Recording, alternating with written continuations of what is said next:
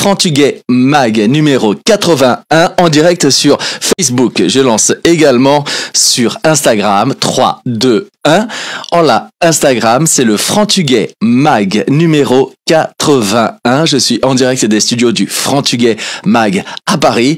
Je suis avec mon invité. Olá. Olá, José. Tudo bem? Tudo bem contigo?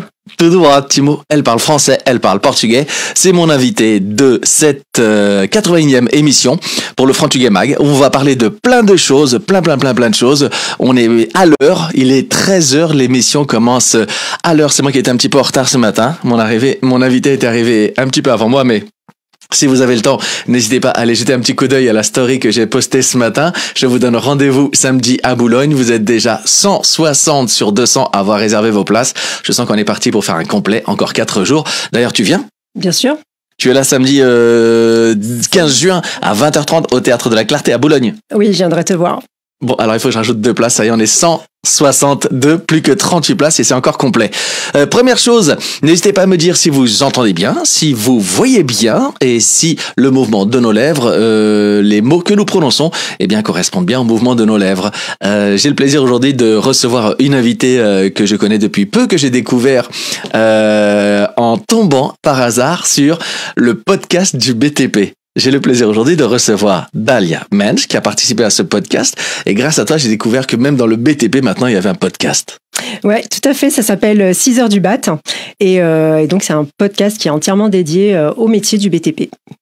Du coup, tu vas nous en parler. Il y a Paulo sur Instagram qui nous dit que tout est ok. Muito obrigado, Paulo.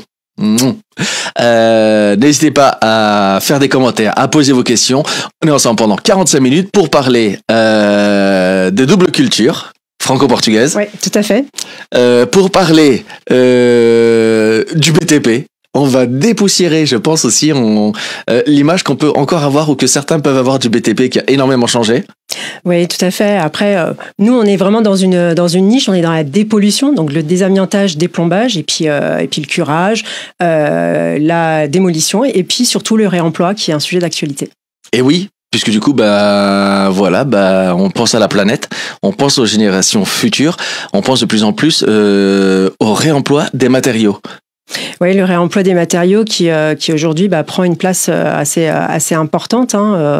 On évite de plus en plus de jeter les matériaux qui sont issus du chantier du BTP et donc on a créé une plateforme. On en reviendra un petit peu plus tard pour en parler avec toi. Voilà, moi, il y a une vingtaine d'années, j'avais fait mon premier job. Mon premier job, c'était, j'ai pas honte de le dire aussi, j'ai travaillé pour mes cousins dans le bâtiment.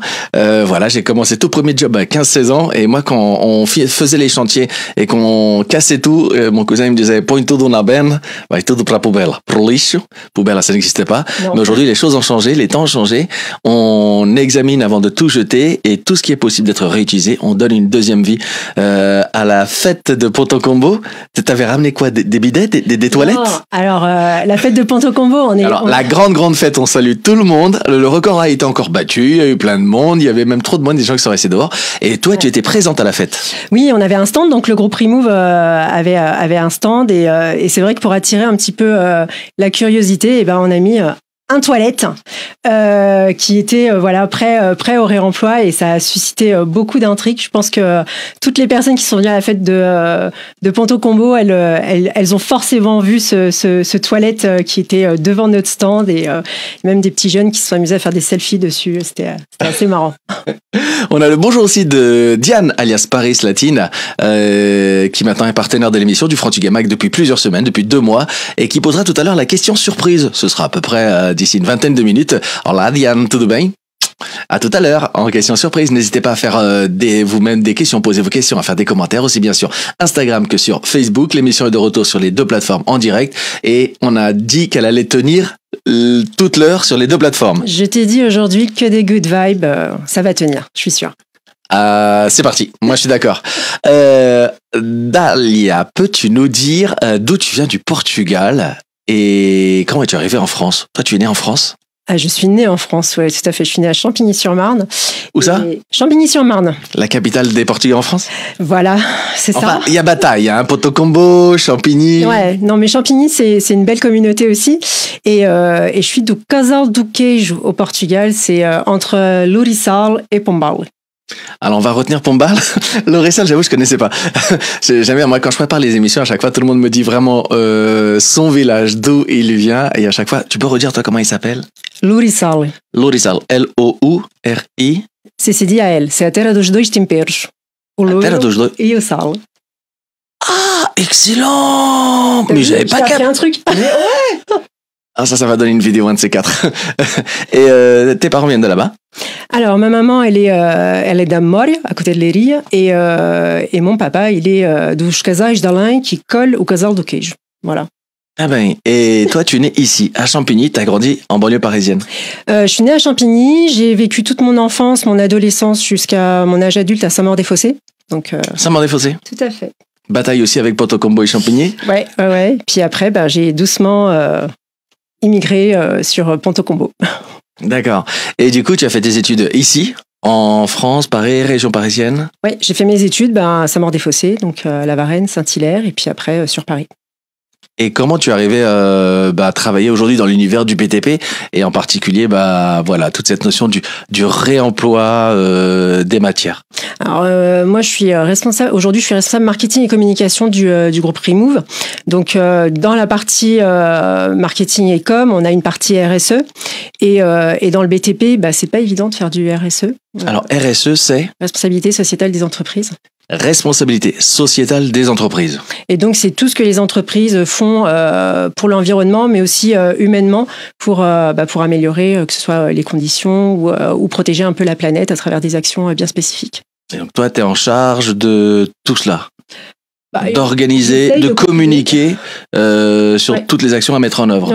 Oui, j'essaye de communiquer en tous les cas les actions qu'on essaye de mettre en place à notre humble échelle, mais voilà, il faut bien commencer quelque part.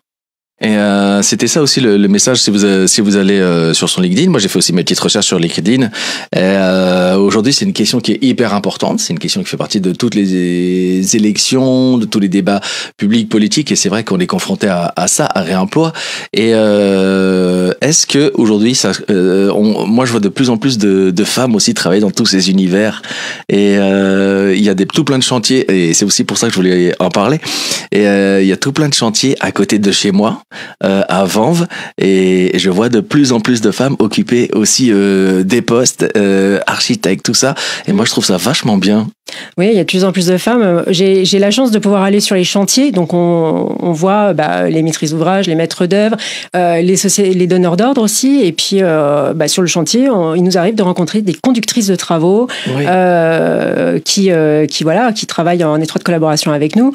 Nous, en interne, on a déjà eu aussi des femmes qui occupaient ces postes-là. Donc oui, aujourd'hui, le BTP, c'est aussi bien ouvert aux hommes qu'aux femmes, donc elles sont de plus en plus présentes dans le BTP. Ouais, moi je trouve ça génial.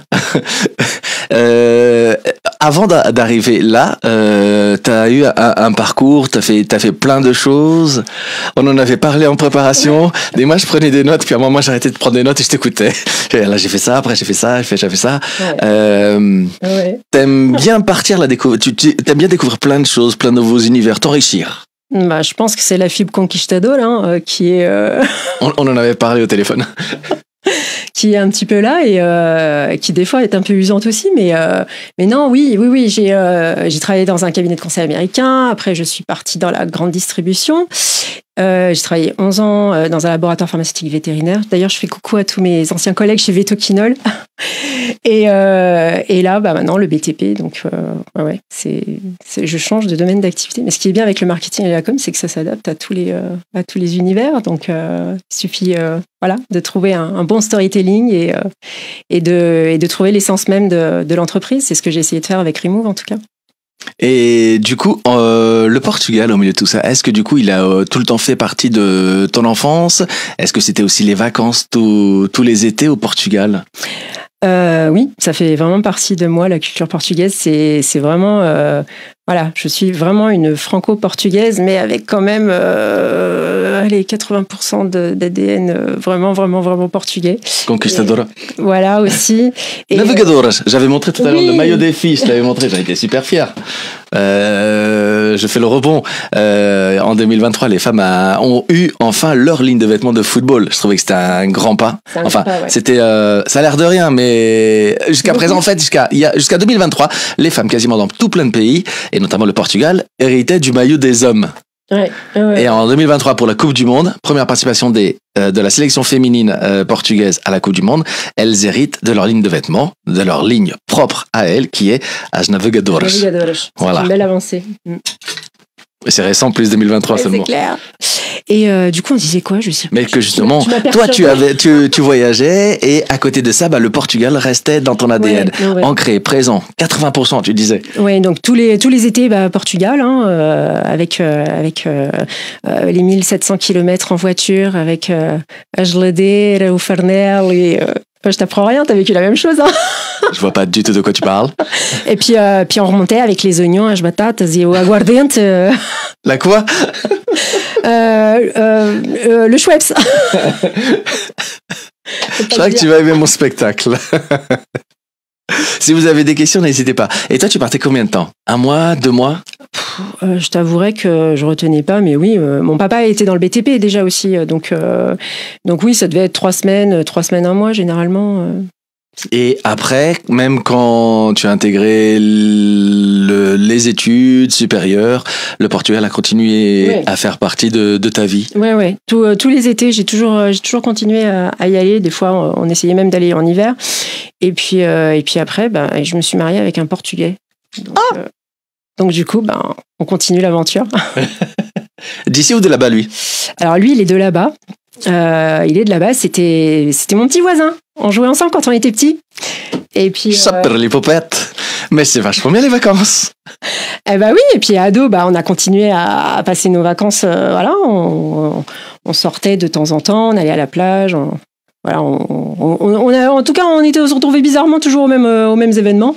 Et puis voilà, en 2000, il est venu essayer un job. Et en un week-end, on a trouvé un job et un appartement. Donc voilà. Et puis après, c'est parti.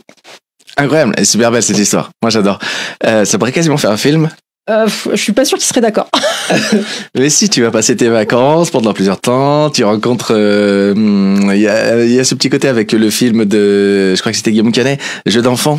Oui. Je sais pas s'il l'a vu, où ils se connaissent très jeunes et puis après ils se quittent plus. Ouais. Ma fille en ce moment, elle n'arrête pas de parler que d'un garçon depuis qu'elle démarrait l'école. Ah. Elle me dit, est-ce que papa, je peux me marier avec Clément? On va attendre encore un peu. Sache que c'est possible. Et du coup, tu vas au Portugal, tu reviens. Le portugais, la langue aussi, ça a toujours été important pour toi? Ouais, tout à fait. Falar português, podemos até fazer bocadinho da entrevista em português? Sim, claro, podemos.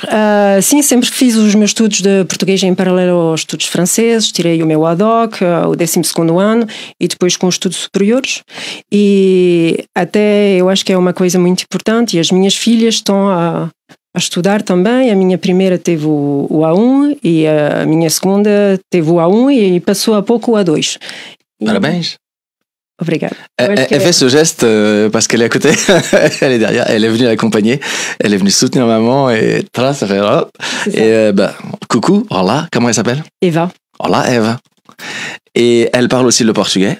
Elle, j'ai pu échanger quelques mots et ça pareil, ça reste quelque chose de très important aussi. On a fêté le 10, donc lundi c'était Dia de Portugal, de Camões, donc das comunidades portuguesas espalhadas pelo mundo, et donc du coup ça reste aussi un moment important. Et c'est vrai que cette langue de Camões, on a envie de continuer à transmettre la plupart du temps. Même si des fois on a notre petit accent, moi c'est mon cas, hein, je le reconnais.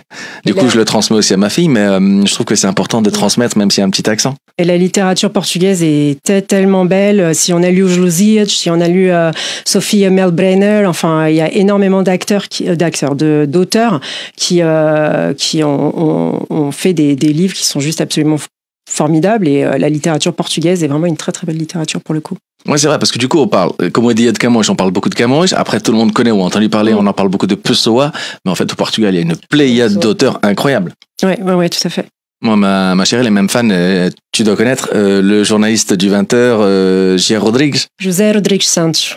Il écrit pas mal. Il écrit pas mal. Un jour, elle a été à la Fnac pour demander la dédicace, la dédicace à Salazar, et elle a dit c'est pour mon chéri. Non, en fait, c'était pour elle. Pour elle. Il écrit bien, il présente bien, et c'est un super auteur. Il écrit des choses incroyables. Et il parle très bien français. Ça m'a fait bizarre. J'étais tout le temps habituée à le voir parler en portugais. T'étais à la Fnac aussi ce jour-là? Non, j'y étais pas. Mais je l'ai déjà entendu dans des interviews parler en français, et en fait, on dirait même pas la même personne. C'est assez impressionnant pour le coup. Et voilà, même un journaliste lui aussi, voilà, c'est vrai que il y a tous ces auteurs. Alors c'est vrai que le 10 c'était Dia de Portugal, n'hésitez pas à partir à la découverte des auteurs portugais. Vraiment, on fait ce petit rebond, mais Camões, il faut, si vous avez la possibilité de le lire, vous allez découvrir pourquoi, il est considéré comme le père de la langue portugaise par rapport à cette œuvre, Os Lusíadas. Mais du coup, il y a tous les autres auteurs à les découvrir aussi. Toi, du coup, tu lis pas mal? J'ai lu pas mal. Maintenant, je suis plus dans les films, en fait. Enfin, j'ai été chopée par Netflix et c'est une catastrophe. Ouais, en même temps, ça permet de découvrir des films pas mal aussi en portugais. Ils sortent aussi quelques séries de temps en temps. Ils sortent des séries de temps en temps. Ouais. Mais je suis pas trop sur ce type de série, mais je devrais y aller. Oui. Du coup, aujourd'hui, dans ton travail, tu utilises aussi le portugais, la langue portugaise? Alors oui, j'utilise la langue portugaise parce qu'en fait, le PDG du groupe Remove, il est portugais.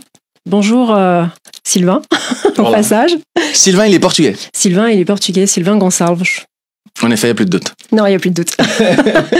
Et c'est vrai que Sylvain a toujours eu de l'intérêt pour aider le Portugal dans la nouvelle norme, notamment pour le désamiantage, puisque la société est spécialisée aussi dans le désamiantage des pollutions des bâtiments.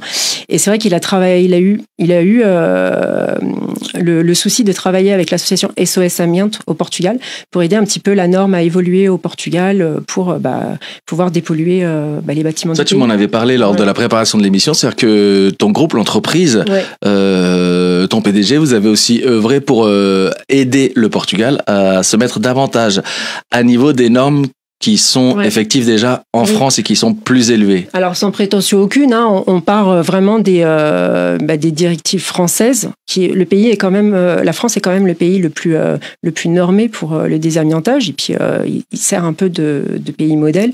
Et voilà, c'est juste aider à accélérer les processus au Portugal, et puis mettre toute l'expertise du groupe à disposition. Du coup, la langue portugaise, en plus d'être la langue maternelle, on en parle souvent avec les invités, quel que soit leur domaine de travail, l'entreprise avec laquelle ils travaillent, mais très souvent on revient à ça, le portugais, en plus d'être la langue maternelle, devient aujourd'hui, et l'est de plus en plus aussi, un outil pour être présent sur le marché du travail. C'est un avantage, c'est un atout. C'est un atout. Autant il y a beaucoup de Français qui partent vivre au Portugal, à Lisbonne, autant les Portugais qui sont en France, ils ont toujours ce lien avec le pays, et ils essayent de faire aussi du business, ou tout du moins de faire évoluer les choses. Donc c'est ce qui tenait à cœur à Sylvain d'aider en tous les cas sur cette norme.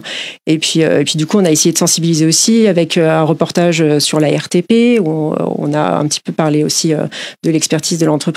Donc oui, toujours ce lien avec le Portugal, alors avec parcimonie, pas plus qu'autre chose, mais voilà, on essaye vraiment de garder un pont avec le Portugal. Toi, du coup, ça t'a effleuré aussi l'esprit? T'en as rêvé d'un moment ou un autre d'aller vivre là-bas, de faire comme le font certains, le grand saut, en tout cas d'y penser? En tout cas, j'y pense souvent. Moi, j'en parle souvent avec un ami. C'est partir là-bas et puis faire du vigne et puis do azeite.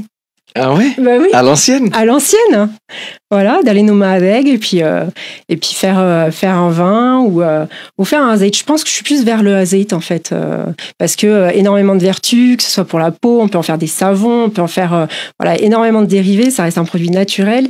Mais pas le faire à grande échelle, vraiment faire une petite exploitation où on fait vraiment les choses, pas de façon industrielle, mais vraiment de façon ancestrale. Et ça serait un truc sympa. Je pense qu'un jour j'y irai. Je sais pas quand, mais un jour. Tu penses que tu feras le grand saut? Ouais, j'ai déjà fait pire.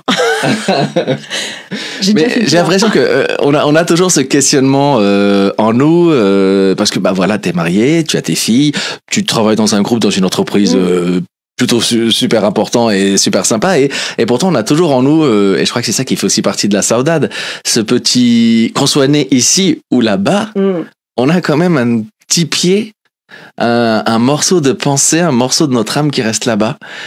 Ah bah moi je me souviens quand j'étais ado, chaque fois que je revenais du Portugal, mais j'avais une descente aux enfers. Je pleurais quand je rentrais en France, je pleurais pendant 2-3 jours. Mais oui, mais c'est parce que tu laissais là-bas quelqu'un.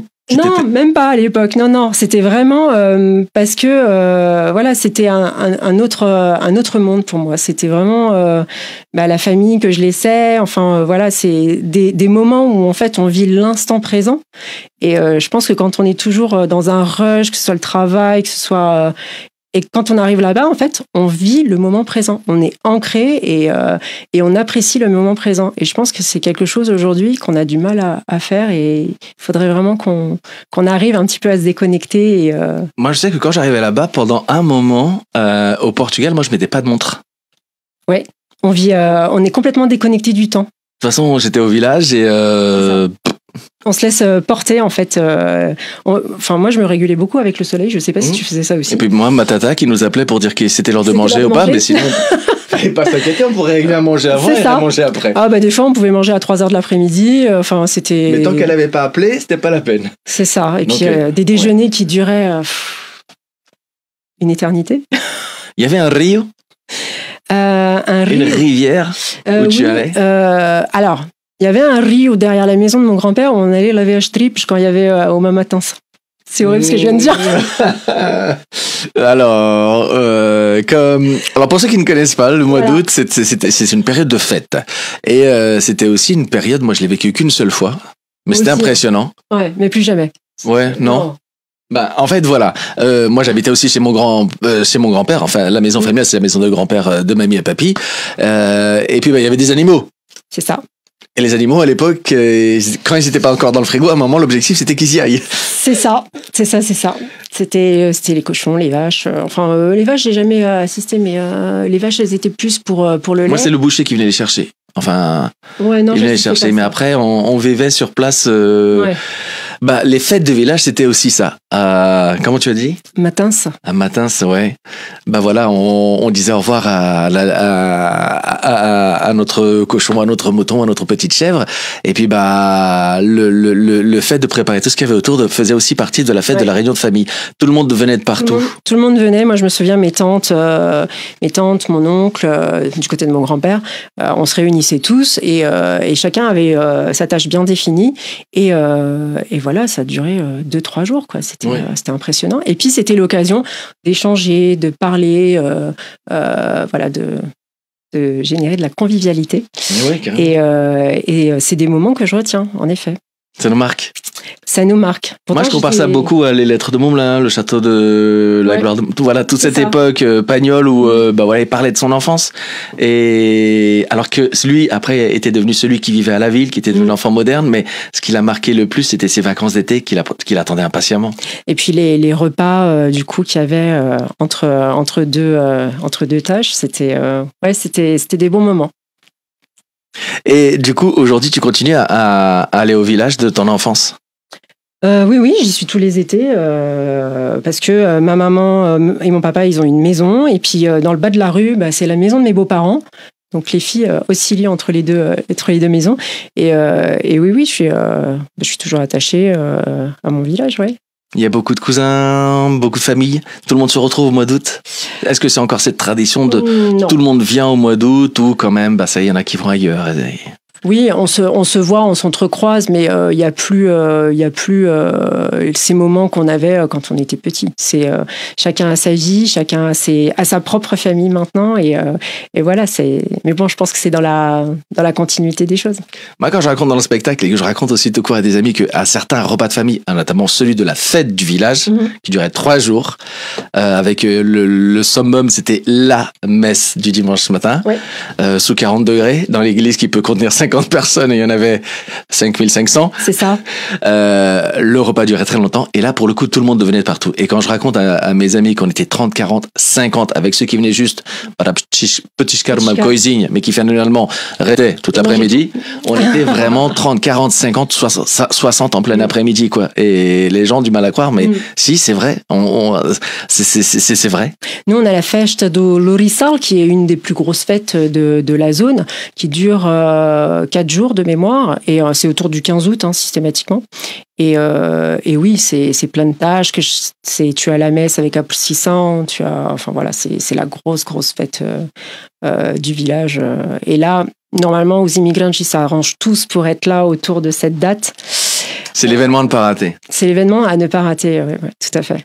Est-ce qu'il y a aussi la procession avec les hommes qui portent, les hommes ou les femmes, de plus en plus, qui portent les statues des saints et des vierges? On a Nossa Senhora da Boa Morte qui est au couvent do Lourissal. On a un couvent qui est assez ancestral pour le coup, qui est créé depuis la création do Lourissal. Donc, je crois en 1600. Il est vraiment très, très ancien, ce couvent.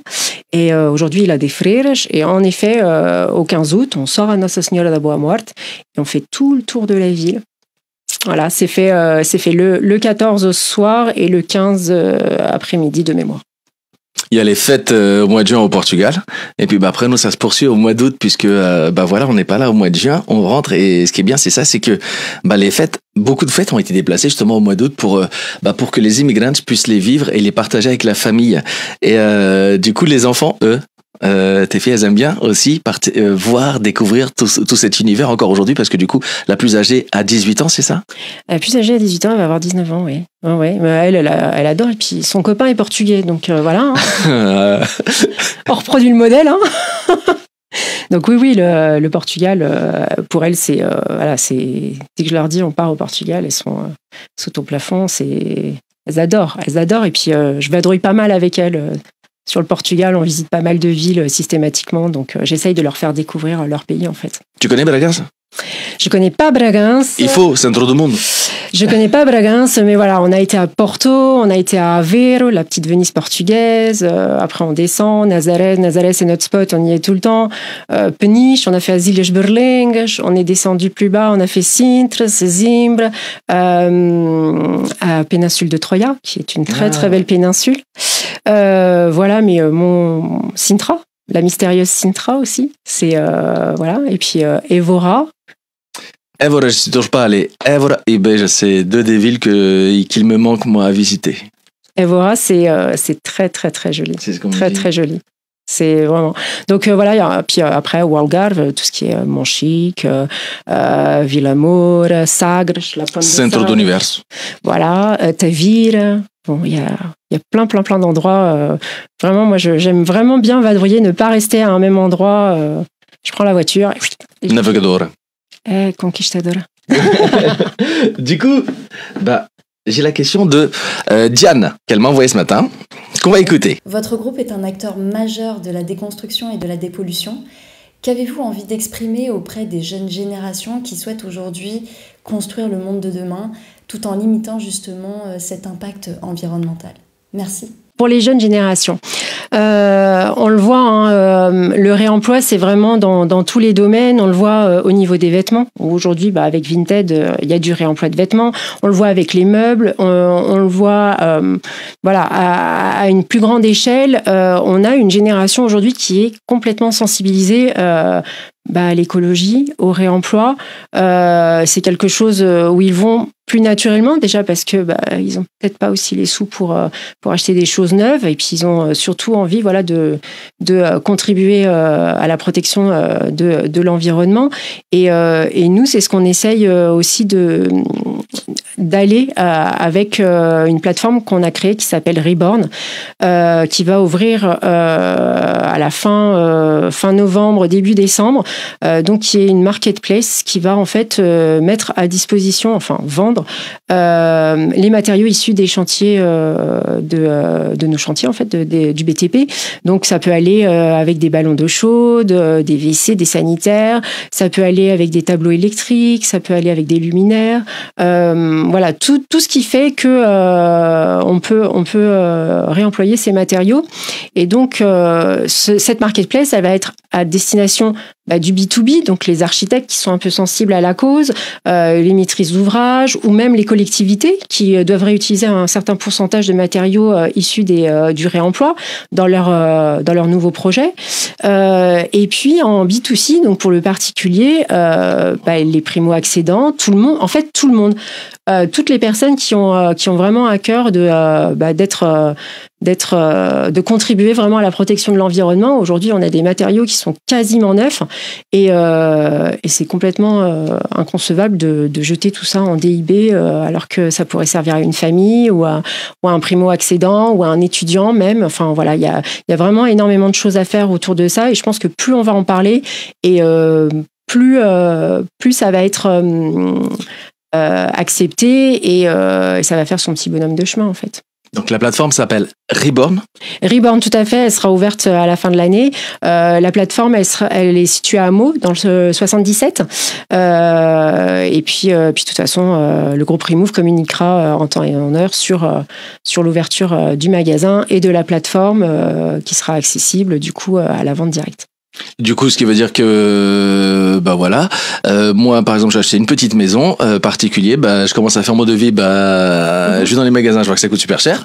Oui. Voilà. Je vais sur le site Reborn, je regarde de qu'est-ce que j'aurais besoin, ça, salle de bain, et on peut trouver des choses neuves, voire quasiment neuves, beaucoup moins chères.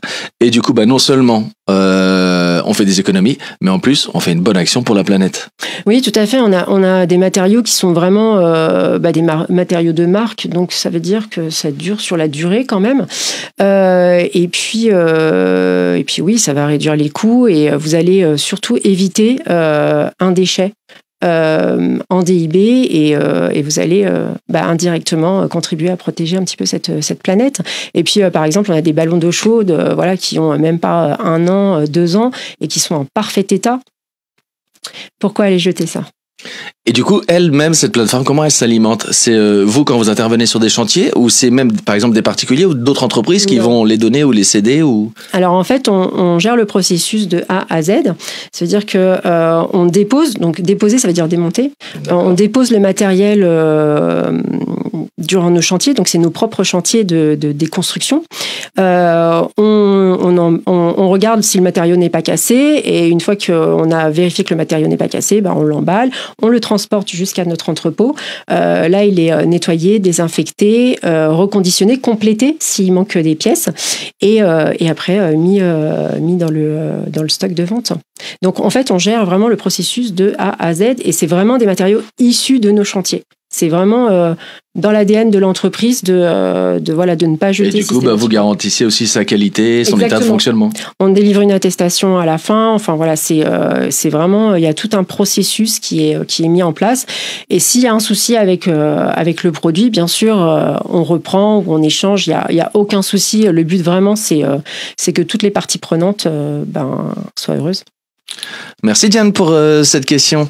Diane, toutes les semaines avec Paris Latina News qui pose la question surprise. Vous pourrez retrouver aussi la question surprise aujourd'hui ou demain dès qu'elle sera montée sur les réseaux sociaux de Diane de Paris Latina News, sur Facebook, sur Instagram, sur TikTok, sur YouTube, sur LinkedIn. Paris Latina News qui vous propose des rendez-vous, des sorties latino-portugaises et latino à travers toute la France, pas que sur Paris. Elle parle de plus en plus de choses. N'hésitez pas à aller la suivre sur tous ses réseaux sociaux. Merci beaucoup, Brigado, pour cette réponse. Merci Diane, tu peux lui dire en direct. Merci Diane, et puis j'espère qu'on se parlera offline après. Mais je crois que oui. Du coup, les vacances cet été, c'est quoi ? C'est Portugal ? Cet été, je ne sais pas encore, parce qu'il y a des petits chamboulements, mais oui, j'espère bien partir un petit peu au Portugal. Ça va me faire du bien. Et à l'Euro, tu vas supporter qui ?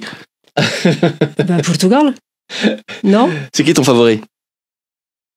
Oh là là, tu me poses une colle. Est-ce que le Portugal va gagner? Ça commence dans quelques jours. Vendredi, c'est le lancement de l'euro. À partir de la semaine prochaine, on continuera à avoir des invités avec le Franchiguet Mag. On parlera aussi beaucoup d'euros, je pense.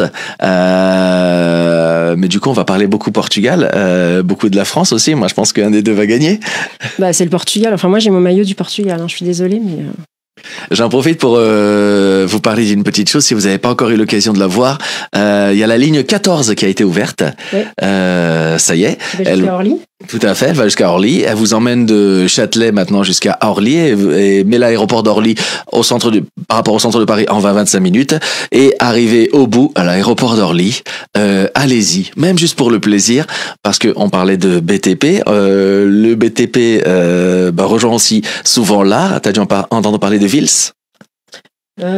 Artiste portugais qui a créé une œuvre avec plus de 11 000 azulejos, 11 132 azulejos exactement.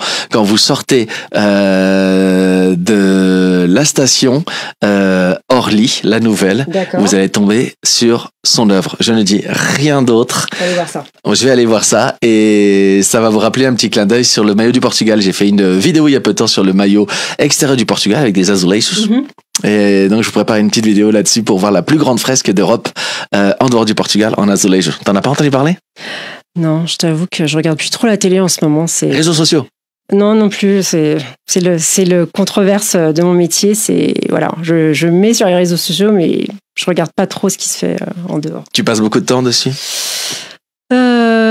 Dans la conception, oui. Mais vraiment, tu connais, hein, les montages vidéo, les photoreportages, le storytelling, qu'est-ce qu'on va raconter, voilà, il y a... Ah bah vas-y, parle-en, parce que comme ça les gens vont savoir un peu plus ce que c'est, aussi parce que ça fait partie de ton métier. Ouais. Et c'est vrai que voilà, le marketing, la communication, c'est quoi exactement? Bah voilà, c'est parler de certains sujets, mais pour arriver à parler de ces sujets, de les mettre en avant pour que vous voyez, par exemple, un post, que ce soit une photo avec quelques phrases, voilà, ou un film, ça représente beaucoup de travail derrière. Hein. C'est énormément de travail. Déjà, il faut bien comprendre son domaine. Moi, je suis arrivée il y a 4 ans, je connaissais rien au monde du BTP, encore moins au monde du désamiantage, du déplombage, du curage, de la démolition. Donc, il a vraiment fallu bien appréhender le domaine. Au départ, je faisais relire systématiquement mes posts parce que peut-être qu'il n'y avait pas les bons verbatims qui étaient utilisés, peut-être que la photo n'était pas bonne parce que voilà, il manquait ceci ou cela. Et au fur et à mesure, je suis montée en compétence et j'ai pu faire mes posts toute seule et mettre en place tous les réseaux sociaux de l'entreprise. Mais c'est vrai que derrière, c'est qu'est-ce qu'on veut véhiculer comme image, qu'est-ce qu'on veut véhiculer comme histoire, qu'est-ce qu'on veut transpirer, entre guillemets. Et du coup, c'est... Voilà, qu'est-ce qu'on apporte en fait? Raconter des histoires pour raconter des histoires, moi je suis pas pour. Ce qu'il faut, c'est montrer notre ADN et en quoi on contribue à mettre notre pierre à l'édifice. Et je pense que c'est hyper important. C'est quoi notre ADN et qu'est-ce qu'on fait pour améliorer les vies de demain? Et c'est d'ailleurs le slogan de l'entreprise qui est ensemble améliorons les vies de demain. Et c'est une phrase vraiment qui porte tout son sens, je pense. Et quand t'en parles, de toute façon, il y a tes yeux qui pétillent. Ah oui, c'est un peu mon bébé. Donc, on le voit à l'écran. Mais voilà, c'est raconter de façon totalement transparente les chantiers et puis comment tous nos 160 collaborateurs œuvrent, parce qu'il faut savoir que pour désamianter, on a des opérateurs qui passent 2h30, 2h50, pardon, c'est précis, sous respiration assistée dans des zones confinées. Donc, c'est vraiment très contraignant physiquement et c'est vraiment un travail qui est louable et voilà, je salue tous les opérateurs et tous les collaborateurs du groupe Remove qui voilà, à travers leur empreinte dépolluent des écoles, dépolluent des bâtiments et souvent on n'en parle pas assez. On voit la partie rénovation quand tout est fini, mais au départ voilà, il y a la dépol, il y a le désamiantage, il y a le déplombage et je pense que ce sont des métiers qui méritent d'être mis en lumière. C'est pour ça aussi que tu étais là et que je t'avais invité. C'était pour à la fois mettre en avant ce qu'on fait aujourd'hui dans le BTP, ce que représente aussi le BTP, qui est un univers qui est complètement en phase avec les temps modernes d'aujourd'hui, avec les préoccupations d'écologie, de sauvegarde de la planète. Et quand j'avais entendu parler en plus de cette histoire après en regardant l'interview à Poto Combo, on a mis des toilettes pour attirer le regard des gens, mais je trouvais cette idée excellente. Et puis voilà, on a besoin d'idées comme ça, de gens qui veulent prendre soin de la planète, transmettre, et puis continuer aussi à transmettre sa culture, ses origines, ses racines. Tout ça, ça va bien ensemble.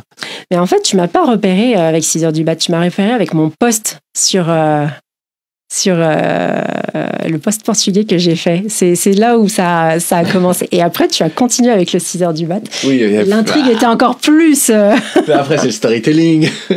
Mais oui. Non, mais c'est vrai que c'est vraiment... Je t'avais écrit en privé avant tout, sans savoir que j'allais t'inviter encore à ce moment-là, mais pour te féliciter sur... J'avais beaucoup apprécié d'ailleurs. Un texte que tu avais écrit je lis beaucoup. Moi, je vais sur les réseaux sociaux pour lire beaucoup. Ouais. Je regarde beaucoup de vidéos, mais je lis beaucoup. Et puis, je cherchais même pas encore pour le Portugais Mag. Oui, non, tout à fait. Et c'est vrai que c'est un texte qui a été fait avec mes tripes pour le coup. Pour le coup, allez dans ses posts, remontez en arrière, à un moment ou à un autre, vous tomberez sur... Et tu lui avais donné un titre ?